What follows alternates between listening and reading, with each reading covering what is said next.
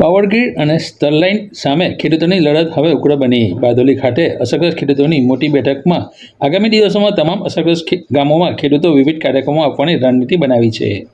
Power Grid દ્વારા સુરત જિલ્લાના પલસાણા, બારડોલી, કામરેજ, માંડવી તાલુકાના વિવિધ ગામોમાં ખેડૂતોની જમીનમાંથી ખેડૂતોને જાણ કર્યા વિના બળજબરીથી વીજ લાઇન નાખવા સર્વે કામગીરી શરૂ કરી દેવામાં આવી હતી. જેથી હવે ખેડૂતો ભેગા મળી ખેતરની પૂજા કરી વિવિધ ગામોમાં પદયાત્રા કરનાર છે અને રાતવાસો કરી લડત અંગે ખેડૂતોને જાગૃત કરવા સુધીના તમામ કાર્યક્રમો નક્કી કરી દેવાયા છે. ખેડૂતોએ લેખિતમાં નક્કી થયેલ રકમ કરતાં અડધી રકમ ચૂકવવામાં આવતા ખેડૂતોમાં રોષ ઊભો થયો છે. જેથી આજે ગુરુવારે સાંજે 5 કલાકે બારડોલી ખાતે ખેડૂત સમાજની અસરગ્રસ્ત ખેડૂતો સાથેની મોટી બેઠક મળી હતી અને આગામી 1 માસ સુધી લડતને જલદ બનાવવા રણનીતિ બનાવવામાં આવી છે. આજ રોજ સુરત જિલ્લાના બારડોલી ખાતે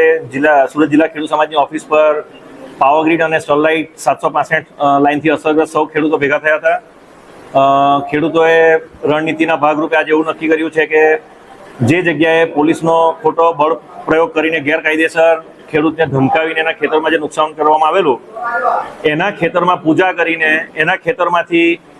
એક રેલી સ્વરૂપે જનજાગૃતિ અભિયાનની શરૂઆત કરવામાં આવે અને ગામે ગામ જેટલા ગામમાં લાઈન પસાર થવાની છે સ્ટરલાઇટની 765ની અને પાવરગ્રીડની જે 2 લાઈનો એ દરેક ગામમાં પ્રવાસ કરીને એ ગામમાં રાતવાસો કરવામાં આવશે અને જનજાગૃતિ તરીકે સર્વ ગ્રામજનો અને ખેડૂતોને જાગૃત કરીને પગપાળા આખી જર્ની જે સુરત જિલ્લામાં વીરપોરથી લઈને સુરત જિલ્લા નવસારી બાજુ જે સુરત જિલ્લાનો છેવાડો આવે ત્યાં સુધી એક પગપાળા યાત્રાનું આયોજન કરેલ છે. એના માટે જુદી જુદી કમિટીઓ બનાવેલ છે જે રીતે કે પૂજામાં કોણ બેસશે, કયા ગામમાં રાતવાસો થશે, એનો પ્રવાસનો રૂટ કયો રહેશે, કેટલા માણસો ચાલવાના છે,